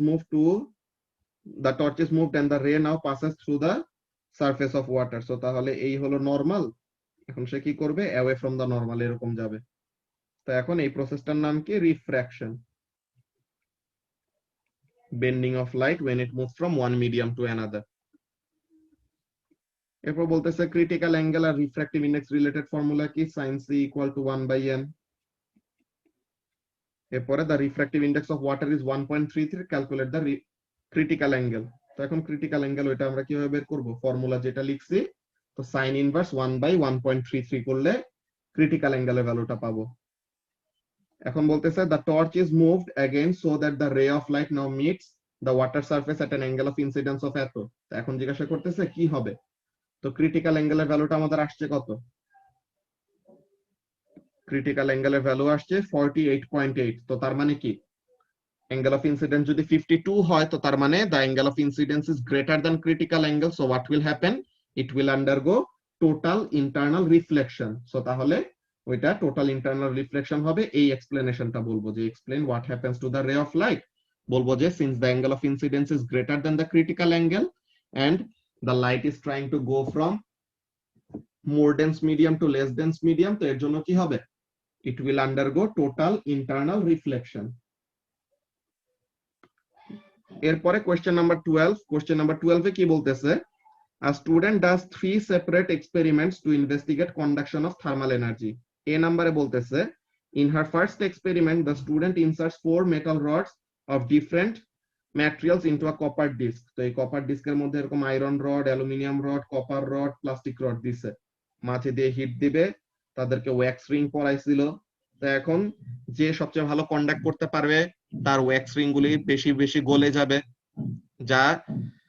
যার ভিতর দিয়ে বেশি ভালো মতো কন্ডাক্ট হইতে পারবে না তার ওয়্যাক্স রিং গুলি কি থাকবে, ইনট্যাক্ট থাকবে। তো এখানে থেকে বোঝা যাইতেছে যে কপারের সবচেয়ে বেশি ওয়্যাক্স রিং গলে গেছে, তো তাহলে কপার হলো সবচেয়ে ভালো কন্ডাক্টর, এরপরে অ্যালুমিনিয়াম, এরপরে আয়রন এন্ড প্লাস্টিক হলো সবচেয়ে বাজে কন্ডাক্টর। ওকে, সো এই ব্যাপারে এইসব জিনিসগুলো নিয়ে বলছে। বি নম্বরে বলতেছে, in her experiment the student places some ice in a test tube and then fills the test tube with water. She puts a metal disc on top of the ice to stop ice from floating. তো আইস তো normally ওয়াটারের থেকে less dense থাকে, তো সে তো float করে উপরে চলে আসে। তো এখন এরকম মেটাল ক্যাপ দিয়ে কি করতেছে, আইস গুলাকে নিচে রাখছে। দেন she hits the top of the tube until the water boils as shown in the diagram. তো এখন বলতেছে the water boils at the top of the tube but the ice remains frozen at the bottom of the tube. তো এখন বলতেছে explain why it remains frozen, because আমরা hit করতেছি উপরে। তো এখন উপরে যে ওয়াটারটাকে হিট করতেছি, উপরের ওয়াটার তো লেস ডেন্স অলরেডি, এন্ড তাকে আরো হিট করলে সে আরো লেস ডেন্স হবে, আর নিচে কি থাকবে, মোর ডেন্স ওয়াটারটুকু নিচে থেকে যাবে। সো তাহলে উপরের জায়গাটুকু শুধু বয়েল হয় আর নিচে আর কোনো হিট যাচ্ছে না, কনভেকশন কারেন্টের থ্রুতে হিট নিচে ট্রান্সফার হচ্ছে না। আর আরেকটা জিনিস কি, ওয়াটার হলো ব্যাড কন্ডাক্টর, কন্ডাক্টিং ক্যাপাবিলিটি তার কম, তো এর জন্য আইস পর্যন্ত কন্ডাকশন হয়ে এনাফ অ্যামাউন্ট অফ হিট যাচ্ছে না টু মেল্ট দ্য আইস, তো এর জন্য আইস গুলি কি থাকতেছে, সলিড থাকতেছে। এই যে এখানের মধ্যে কি বলতেছে দেখো, ফার্স্টে কন্ডাকশন কিভাবে হয়, energy transferred by particle vibration, যে অ্যাডজাসেন্ট পার্টিকেল গুলা কি করবে, এনার্জি দিবে। কপার হলো বেস্ট কন্ডাক্টর, মেটালস হলো ভালো কন্ডাক্টর গুলার মধ্যে, প্লাস্টিক হলো বাজে কন্ডাক্টর মানে insulator. Then statement to the number of wax ring, যার ওয়্যাক্স রিং যে most wax ring melted on copper, তো তার মানে সে সবচেয়ে ভালো কন্ডাক্টর। দেন মেটাল গুলিতে ওয়্যাক্স রিং মেল্ট হয়েছে কিন্তু প্লাস্টিকে কোনো মেটাল কি বলে কোনো ওয়্যাক্স রিংই মেল্ট হয় নাই, তো তার মানে প্লাস্টিক হলো সবচেয়ে বাজে কন্ডাক্টর এমন টাইপের। দেন ওই আইস কেন মেল্ট হয় নাই, energy not transfer to the ice because little conduction in liquids, তো তাহলে ওয়াটার কি কন্ডাকশন করতে পারে নাই বা বাজে কন্ডাক্টর, তো তাহলে hit hot water stays at the top of the tube because it is less dense, তো তাহলে নিচের ওয়াটার বা নিচের আইস কি পাচ্ছে না, কোনো হিট পাচ্ছে না। ওকে, এই কোশ্চেন গুলো একদম তোমাদের এক্সারসাইজ কোশ্চেনের সাথে পুরোপুরি মিল, এগুলো আমরা এক্সারসাইজ কোশ্চেনের মধ্যে এরকম দেখছিলাম। তোমাদের কিন্তু আরেকটা ব্যাপার কিন্তু করতে হবে, তোমাদের অ্যাস্ট্রোফিজিক্স এর, হ্যাঁ, রেডিও অ্যাক্টিভিটি আর অ্যাস্ট্রোফিজিক্স এর কিন্তু exercise question and end of unit question গুলা কিন্তু করানো হয় নাই, ওই দুইটা জিনিস বাকি ছিল না, তো ওগুলা জিনিস কিন্তু তোমাদের প্র্যাকটিস করতে হবে, ঠিক আছে।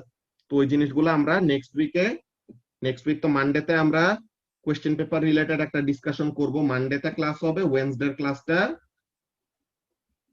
সামনের উইকে হবে না আর কি, এর পরের উইক থেকে মানডে এন্ড ওয়েডনেসডে তো এরকম আমরা exercise question and end of unit question গুলো শেষ করে ফেলবো রেডিও অ্যাক্টিভিটি আর অ্যাস্ট্রোফিজিক্স এর, ঠিক আছে।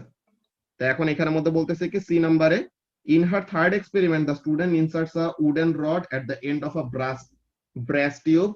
then এখন উডের ওই সাইডে বার্ন হয়ে গেছে কিন্তু ব্রাসের এইদিকে বার্ন হয় না, কেন, এই যে এটা সিগারেট দিয়ে যে এক্সাম্পল বলছিলাম, কি বলছিলাম যে হিটটা দিলে পরে কি করবে, মেটাল হিটটাকে নিজের কাছে কন্ডাক্ট করে নিয়ে নেয়, তো তাহলে সে কি করতে দেয় না, পেপারটাকে বার্ন করতে দেয় না। কিন্তু উড তো হিট দিলে পরে উড এত ভালো মতো কন্ডাক্ট করে হিটটাকে নিয়ে নিতে পারে না, তো তাহলে উডের উপরে যে পেপারটুকু র‍্যাপ করা আছে ওই পেপারটা কি করতেছে, হিটটা ফিল করতেছে, এন্ড ইভেন্চুয়ালি তার মধ্যে দিয়ে হিট যখন মুভ করবে তখন ইট উইল বার্ন।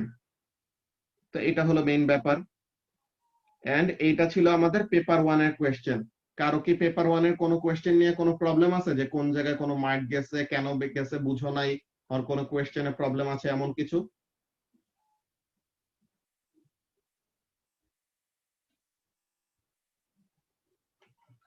ওকে, তো তাহলে এটাতে প্রবলেম না থাকলে that's very good. Now let's start paper 2। তো এখন পেপার 2 তে কি বলতেছে, the passage is about static electricity. Use words from the box to complete the passage. Is each word may be used once, more than once, or not at all? A student combs her hair with plastic comb. Her hair and comb becomes charged. This happens because of the what? Dash between her hair and the comb. কি হইছে? Combing করতে সময় friction হইছে। The comb becomes positively charged, so her hair becomes what? Oppositely charged হবে, negative. The student's hair sticks out because like charges কি করে? Repel করে। When the student moves the comb through her hair, she can hear a crackling sound. This is caused by dash transferring from the comb to her hair. কি transfer হচ্ছে? Positive charge তো আর transfer হয় না, কি transfer হবে? Electrons নাকি? So the friction, negatively charged, repel, and electron transfer. এরপরে question number 2, এখানের মধ্যে যেটা বলছিলাম যে ক্রেস্ট টু ক্রেস্ট এই ডিসটেন্সটা আমরা স্কেল দিয়ে মাপবো, বলেই দিছে ডায়াগ্রামটা স্কেলিং করা 1:200। সো তাহলে তোমার যে লেন্থটা আসবে ওই লেন্থ এর সাথে কি করবা? 200 মাল্টিপ্লাই করবা, তাহলে কি পেয়ে যাবা? You will get the wavelength. So এখানে থেকে ওয়েভ লেন্থটা আসবে। Wave speed, frequency and wavelength related formula কি? v = f lambda. ফ্রিকোয়েন্সি দেওয়া আছে, ওয়েভলেন্থ মেজার করছিলা, সো এখন স্পিড অফ ওয়াটার ওয়েভ, কিন্তু ওয়েভলেন্থ বের করছিলা সেন্টিমিটারে, কিন্তু ফাইনাল স্পিডটা চাইছে মিটার পার সেকেন্ডে। So what you need to do, you have to convert your wavelength from centimetre to metre, আর ফ্রিকোয়েন্সি তো দেওয়া। তো তাহলে 0.4 ইনটু ওয়েভলেন্থ যেটা সেন্টিমিটারে ছিল এটাকে কি করতে হবে? মিটারে কনভার্ট করবা, দেন মাল্টিপ্লাই করলে যে অ্যানসারটা আসবে that will be the value of speed.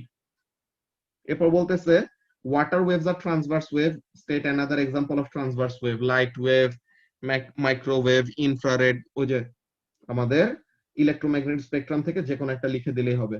Then B number কোশ্চেনটা বাদ, এটা ভুলে চলে আসছিল। এরপর কোশ্চেন নাম্বার 3 এতে কি বলতেছে, control rods and moderators are important parts of nuclear reactors. Draw straight lines linking each part of the reactor with the correct function. তো কন্ট্রোল রড কি করে?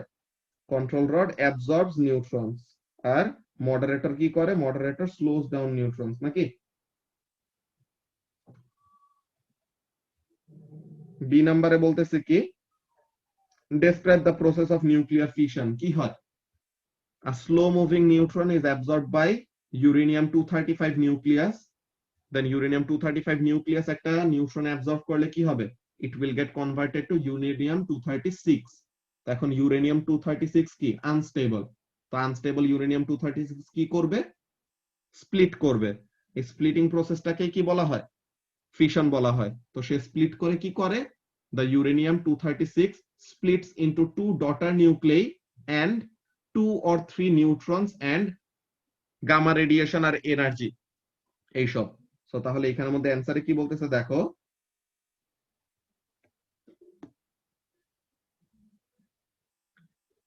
So nucleus absorbs a neutron, unstable nucleus form করে, nucleus split করে into 2 daughter nuclei and more neutrons and সাথে energy release করতেছে। So এই ব্যাপারটুকু। দেন question number 4 এ বলতেছে, a student uses an electromagnet to pick up small pieces of metal made from iron and steel. Describe the construction of an electromagnet. You may draw a diagram to help your answer. So what we will do, একটা iron কোরের অ্যারাউন্ডে coil of wire wrap up করব, মানে কি solenoid দিলাম, দেন এই sell. তো তাহলে এখানের মধ্যে কাজটা কি? একটা সুইচ দিয়ে দেই, তাহলে পরে কন্ট্রোলটা বোঝা যাবে যে কি জিনিস।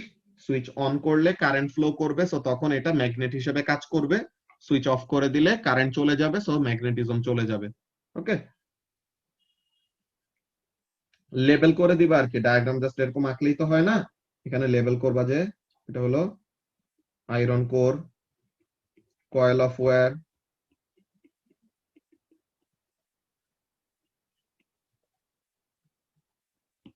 পাওয়ার সাপ্লাই আর সুইচ। ঠিক আছে, দেন এটার এক্সপ্লেনেশন ডায়াগ্রামের থেকে আসলে ফুল মার্ক পেয়ে যাবা এরকম ডায়াগ্রাম আঁকলে। দেন বি নাম্বারে কি বলতেছে, when the student turns off the electromagnet মানে সুইচ অফ যখন করে দেয়, he observes that the pieces of steel remain on the electromagnet but pieces of iron fall off. Explain this observation. কি হয়, আয়রন তো সফট ম্যাগনেটিক ম্যাটেরিয়াল, সো তাহলে সে easily ম্যাগনেটাইজ হয়, easily demagnetise হয়। সো তাহলে ইলেকট্রোম্যাগনেট যখন অফ করে দিছে তখন আয়রনেরও ম্যাগনেটিজম তাড়াতাড়ি চলে যায়, সো তখন সে আর অ্যাট্রাক্টেড থাকে না, ইলেকট্রোম্যাগনেটের কাছে অ্যাট্রাক্টেড থাকে না, সো তাহলে সে কি করে, পড়ে যায়।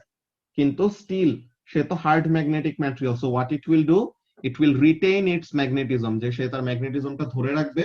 সো ম্যাগনেটিজমটা ধরে রাখলে কি হয়, ম্যাগনেটিজমটা ধরে রাখলে পরে তখন সে still remains attracted to the electromagnet, তো এর জন্য লেগে থাকে গায়ে।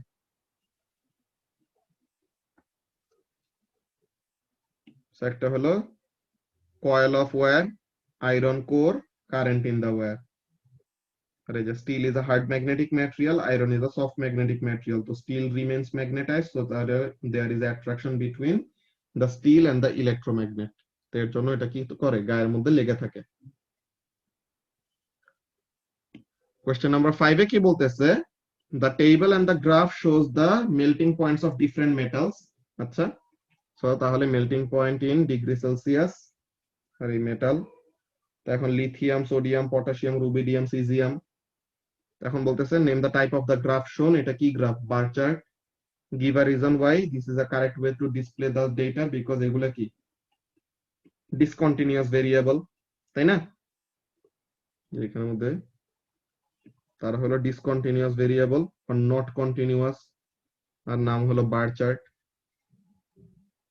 এরপরে সলিড লিকুইড, এই দুইটার পার্টিকেল অ্যারেঞ্জমেন্ট দেখতে কেমন, এগুলো লিখবা এন্ড এক্সপ্লেন করবে, এগুলো তো আসলে বলার কিছু নাই। এগুলা কোশ্চেনে যদি কারো মার্ক আসলে এখন কাটা যায় তো তাহলে আসলে ওটা তোমাকে কেউই শিখাতে পারবে না, বুঝছো। Describe the changes that occur when liquid boils to form gas. Refer to the particles in your answer. So তাহলে লিকুইড যখন বয়েল করবে, বয়েল হয়ে কি হয়, গ্যাসে কনভার্ট হয়, সো তখন কি হবে, লিকুইড পার্টিকেল গুলি তো আগে তাও ক্লোজলি স্পেসড ছিল, কারণ গ্যাসে কনভার্ট হয়ে গেলে কি হবে, they will be very much farther apart from each other. Okay, so তাহলে তারা further apart from each other থাকবে, এটা তো একটা জিনিস। দেন আবার কাজটা কি, এরপরে হলো গ্যাস পার্টিকেল গুলি র্যান্ডম কন্টিনিউয়াস একটা মোশনে থাকবে, সো এইসব টাইপের চেঞ্জ গুলি হবে, তাদের কাইনেটিক এনার্জি বেশি থাকবে, এরকম। যে particles gain kinetic energy, particles break bonds, spread out or move further apart.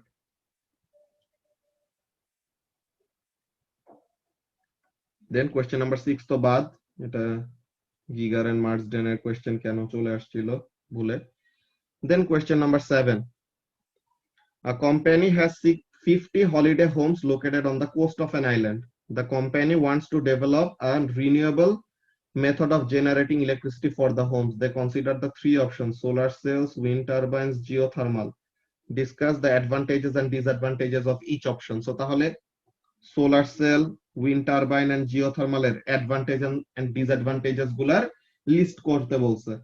তো সোলার সেলের এখানে অ্যাডভান্টেজ ডিসঅ্যাডভান্টেজ কি কি,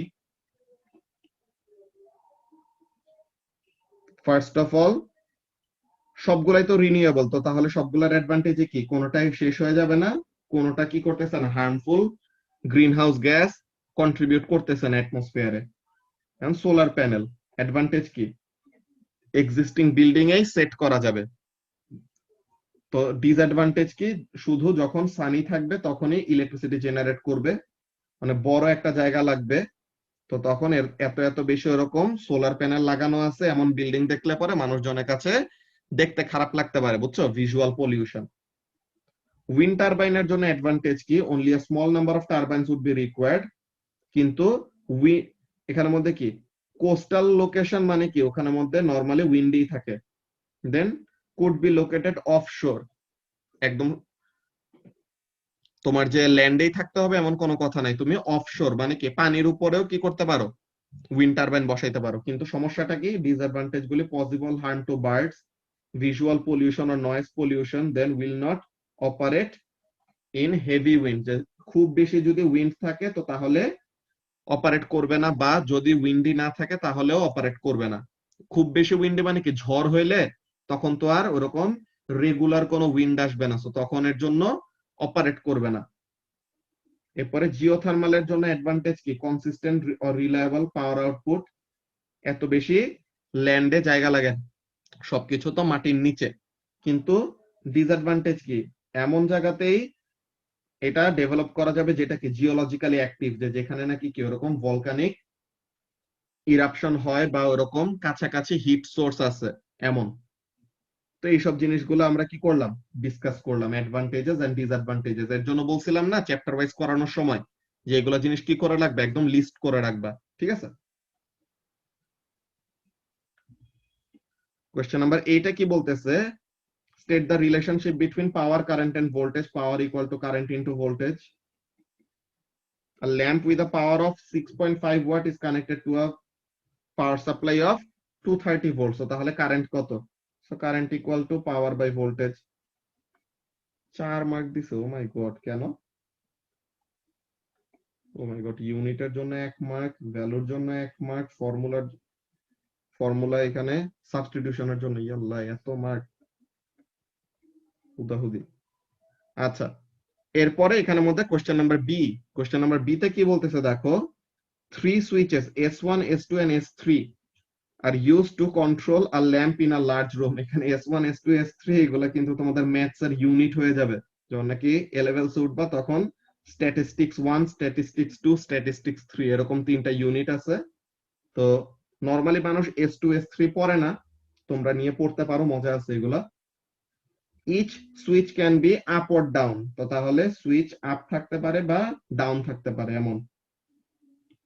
and each switch can turn the lamp on or off, তো প্রত্যেকটা সুইচ কি করতে পারে, ল্যাম্প যেটা লাগানো আছে সার্কিটে এটাকে অন করতে পারে বা অফ করতে পারে।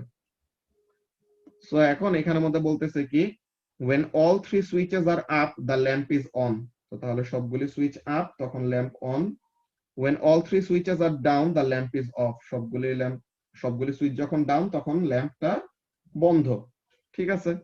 তো এখন বলতেছে S1 আপ S2 আপ কিন্তু S3 ডাউন, এটা থাকলে পরে কি হবে, তো S1 আপ S2 আপ কিন্তু S3 হলো ডাউন, তো তার মানে কি এইটা কানেক্টেড না এইটা, তো তার মানে কি সার্কিটটা ইনকমপ্লিট না, এখানে হলো সার্কিটটা ইনকমপ্লিট হয়ে গেছে S3 এর জায়গায়, যে S3 টা আপ হইলে পরে সার্কিটটা কমপ্লিট থাকতো, কিন্তু S3 টা কি এখানে ডাউন, তো তার মানে উপরে এখানে কানেকশনটা নাই, তো তার মানে কি এখানে সুইচটা কি থাকবে, কি বলে ল্যাম্পটা কি থাকবে, অফ থাকবে, তাই তো। স্যার এরপরে এখানের মধ্যে কি বলতেছে দেখো, S1 ডাউন S2 আপ আর S3 কি হইলে ল্যাম্পটা অফ থাকবে, তো তাহলে S1 হলো ডাউন S2 হলো আপ, তো তার মানে এটা ডাইরেক্ট কানেকশন, ঠিক আছে। কিন্তু S3 কি, S3 যদি ডাউন থাকে তো তাহলে তো সার্কিটটা কমপ্লিট, তো তখন তো ল্যাম্প জ্বলবে, কিন্তু আমাদেরকে বলে দিছে ল্যাম্পটা অফ থাকবে, তো এটা কখন, S3 যদি আপ থাকে, যে S3 যদি উপরেরটা কানেক্টেড থাকে তো তাহলে কি, ওই যে যেখানে ব্রোকেন লাইন যে ড্র করলাম মানে ওই জায়গায় কানেকশন নাই, ওকে, তো তাহলে ওই জায়গাটা খালি। So what does that mean, S1 down S2 down, তো তাহলে অতটুকু জায়গা কমপ্লিট, কিন্তু S3 তে যায় কি হয়ে গেছে, ইনকমপ্লিট হয়ে গেছে, তো এর জন্য ল্যাম্পটা জ্বলবে না। সো তার মানে S3 কি হইতে হবে, in order for the lamp to be off S3 must be up, তাই তো। সো এটা গেল আমাদের এই কোয়েশ্চেনটা। এরপরে নিচেরটার জন্য কি বলতেছে, S1 আপ S3 ডাউন, তো তাহলে S2 কি হইতে হবে in order for the lamp to be on. তো তাহলে S1 হলো আপ, S2 হলো ডাউন, তো তাহলে S3 কি হইলে ল্যাম্পটা অন থাকবে। তো in order for the lamp to be on কি থাকতে হবে, S3 টা ডাউনের সাথে কানেক্টেড থাকতে হবে, তাই তো। তো তাহলে এখানে আচ্ছা S3 তো ডাউন বলেই দিছে, সরি S3 ডাউন বলেই দিছে, তো তাহলে S3 ডাউন, S1 আপ। তো এখন S2 কি হইলে সার্কিটটা কমপ্লিট হবে, S2 must be down in order for the circuit to be complete. এইটা এই, so S1 up, S2 S3 down, তো সার্কিটটা কমপ্লিট থাকবে কখন, যদি S2 টা কি থাকে, ডাউন থাকে। সো তাহলে S2 এখানের জন্য হবে কি, ডাউন। তো তাহলে আমাদের অ্যানসার গুলি কি কি, অফ, আপ, ডাউন।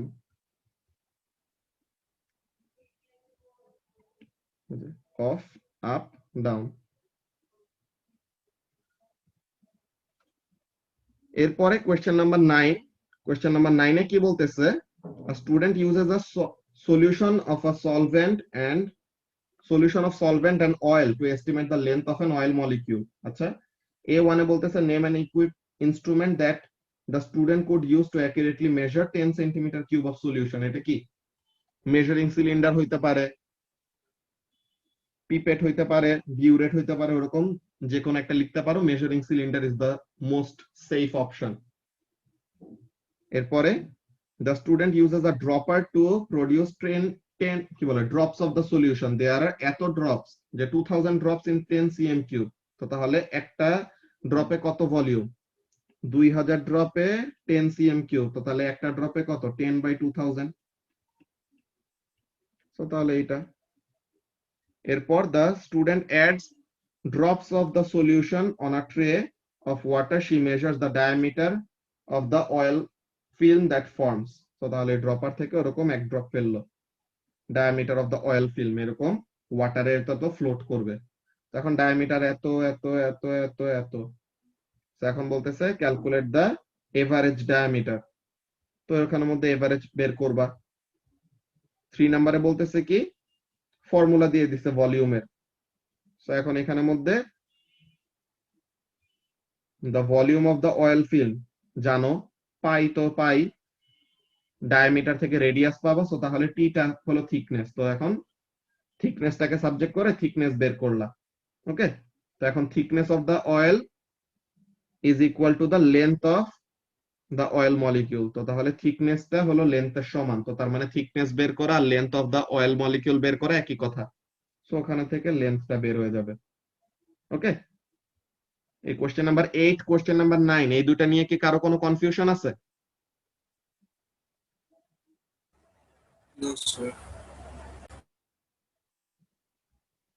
এরপরে কোয়েশ্চেন নাম্বার 10 এ কি বলতেছে, the photograph shows a fruit seller using a yardarm to weigh fruit. The yardarm consists of a steel bar about 1 meter long, তো তাহলে 1 মিটার লম্বা একটা স্টিল বার, এখানে হলো হুক, এখানে হলো বাস্কেট অফ দ্য ব্যানানাস। কলা কে কেজিতে বেচে, আল্লাহ, কলা কেজিতে কিনছো কি জীবনে? কলা হালিতে ডজনে এইসবে বেচে, এখানে এই বেটা মাইপা মাইপা কলার ওজন কত এটা মাইপা বেচতেছে, আল্লাহ। তো এখন বলতেছে with a basket at one end and a movable weight at the other end. তো এখানে মুভেবল ওয়েটটাকে ডানে বামে সরানো যায় আর কি, তাহলে জানি কি করতে পারে, সে এই স্টিল বারটাকে হরাইজন্টাল রাখতে পারে বা ব্যালেন্স হইতে পারে, বুঝছো? আচ্ছা, এই মিটিং এর 1 মিনিটের কম আছে, নেক্সটটাই জয়েন করো, এটাই মনে হয় আমাদের লাস্ট কোয়েশ্চেন। ইয়েস, এটা শেষ করে সলিউশনটা শেষ করব। হ্যাঁ,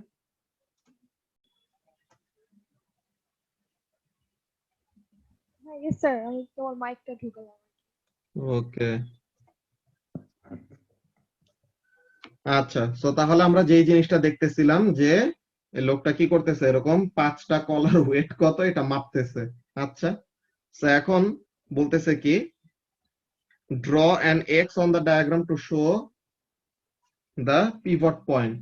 So তাহলে এখানে পিভট পয়েন্ট কোনটা? এইটা, যেখানে হুকটা ঝুলানো, এই পয়েন্টের অ্যাবাউটেই তো এটা রোটেট করবে। Then state the principle of moments, এক মার্ক দিছে, সো তাহলে sum of clockwise moment equal to sum of anti-clockwise moment, এতটুকু বললেই এনাফ। আর যদি 2 মার্ক দিত তখন কি বলতাম? তখন এক্সট্রা একটা লাইন লিখতাম যে for the system to be in equilibrium, এই লাইনটুকু অ্যাড করে দেন বলতাম কি sum of clockwise moment is equal to sum of anti-clockwise moment। ঠিক আছে? এরপরে সি নাম্বারে কি বলতেছে, the support for the basket is 14.1 centimetre. তো তাহলে 14.1 সেন্টিমিটার from the pivot, তো তার মানে কি সাপোর্টটা পিভট থেকে এত ডিসটেন্স দূরে, আর মুভেবল ওয়েট হলো এত ডিসটেন্স ফ্রম দ্য পিভট, আর মুভেবল ওয়েটের ওয়েট হলো এত। সো এখন তাহলে 5টা বানানার ওয়েট কত এটা বের করতে বলছে। সো তাহলে ব্যাস্কেট হলো এত ডিসটেন্স দূরে, আর ওখানের মধ্যে ওয়েট কত জানি না, আর মুভেবল ওয়েটটা হলো 84.6 সেন্টিমিটার দূরে, এন্ড ওয়েটের ভ্যালু হলো 1.25। সো তাহলে এখানে থেকে ওয়েট পেয়ে যাব। সেন্টিমিটার সেন্টিমিটার আছে তো দোনোটাই, তো সেন্টিমিটার সেন্টিমিটার কাটাকাটি চলে যাবে, বুঝছো? সো ফাইনালি ইউনিটটা আমাদের নিউটনেই আসবে। তো এখানে থেকে 5টা বানানার ওয়েট কত এটা পেয়ে যাব। তো কয়টা বানানার ওয়েট পাইছি? 5টা। সো তাহলে 5 bananas equal to something weight. তো একটা বানানার ওয়েট কত এটা বের করব। এরপর ওয়েট ইকুয়াল টু কি? W equal to mg। সেখানে থেকে একটা বানানার ম্যাস বের করে ফেলবো।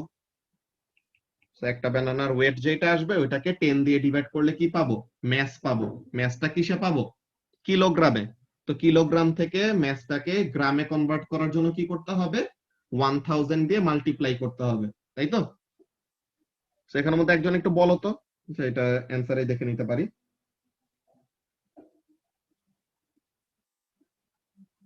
সো এই যে ওয়েটের ভ্যালু আসছে কত? 7.5। 5টা বানানার ওয়েট হলো 7.5, তো তার মানে একটা বানানার ওয়েট কত? 1.5। সো তাহলে ম্যাস বের করলে পরে ওয়েট হলো 1.5, তো ম্যাস কত? ডিভাইডেড বাই 10, তো তার মানে 0.15 কেজি। তো কেজি থেকে গ্রামে নেওয়ার জন্য 1000 দিয়ে মাল্টিপ্লাই, তো তাহলে 0.15 কে 1000 দিয়ে মাল্টিপ্লাই করলে কত আসবে? 150 গ্রাম। তো এটা। এরপরে কি চাইছে? ই নাম্বারে suggest 2 ways that the fruit seller could alter his yard arm so that he could measure larger weight। আর বড় ওয়েট মেজার করার জন্য সে কি কি করতে পারে? ইদার সে লম্বা স্টিল ইউজ করবে, ওকে, যে স্টিলটা ইউজ করতেছে ওই স্টিলটা আরো লম্বা একটা স্টিল ইউজ করলে কি করতে পারবে? পিভটের থেকে ডিসটেন্স বাড়াইতে পারবে, সো আরো বেশি ওয়েট বের করতে পারবে। অর কি করা যায়? সে যে মুভেবল ওয়েটটা ইউজ করতেছে ওই মুভেবল ওয়েটের ওয়েটটা বাড়াবে। যে মুভেবল ওয়েটের ওয়েট কত? 1.25 নিউটন না? তো এখন মুভেবল ওয়েটের ওয়েট যদি আরো বাড়ায় দাও, তো তখন সে কি করতে পারবে? আরো ইজিলি অপোজিট সাইডে হেভিয়ার ওয়েট দিলে পরে ওইটাকে ব্যালেন্স করতে পারবে। তো এই তো use a yard arm with a longer distance from the small weight or move along to move along। So তাহলে ডিসটেন্সটা কি করব? বড় ওয়েট যেখানে দেব ওটা থেকে ডিসটেন্সটা কম রাখবো। এই যে smaller distance from pivot to the basket or heavier movable weight. ওই মুভেবল ওয়েট যেটা ইউজ করতেছিলাম ওইটা কি করব? ওইটা ওয়েট বাড়ায় দিব। এন্ড এই যে এখানে use a longer arm or steal বার। ওই স্টিল বারের লেন্থটা যত বাড়ায় দিব তত কি হবে? It will be able to hold greater weights, or distance from pivot বাড়ানো কমানো যাবে বেশি, ফ্লেক্সিবিলিটি বাড়বে বেশি। ঠিক আছে? এই মকগুলি দিয়ে কি মনে হইতেছে এক্সাম দিলে পরে কি তোমাদের সবার কি যেমন গ্রেড চাইতেছিল ওরকম গ্রেড আসবে নাকি? কি মার্কস কত কত আসে? ঐশী ভাইয়া আমি কপিটা নেই নাই। আচ্ছা, কপির এরকম মার্কস গুলা দেখতে হবে, ঠিক আছে? বাকিদের ভাইয়া সানডেতে গিয়েছিলাম, পরে আমাকে কপিটা দেয় নাই। হ্যাঁ, ওই জিনিসটা যে ওখানের মধ্যে যে প্রবলেম গুলো হইতেছিল ওইটার জন্য পরে জামিকে দিয়ে ওরকম বক্সে আলাদা করে রেখে দিয়েছে যে খোরশেদ ভাইয়ের ওখানে গেলে পরে উনি সবকিছু খোঁজ খবর রাখতে পারতেছে না এতগুলা জিনিস, তো এর জন্য আলাদা করে ফিজিক্সের এই বাস্কেট ওরকম দেখাই দিছে না, জামি গ্রুপে ছবি দিয়ে দিছে যে, তো ওখানে যে সবগুলা পাবা, বুঝছো? আর না পাইলে পরে জামিকে বা আমাকে নক দিলেই হবে। ওকে,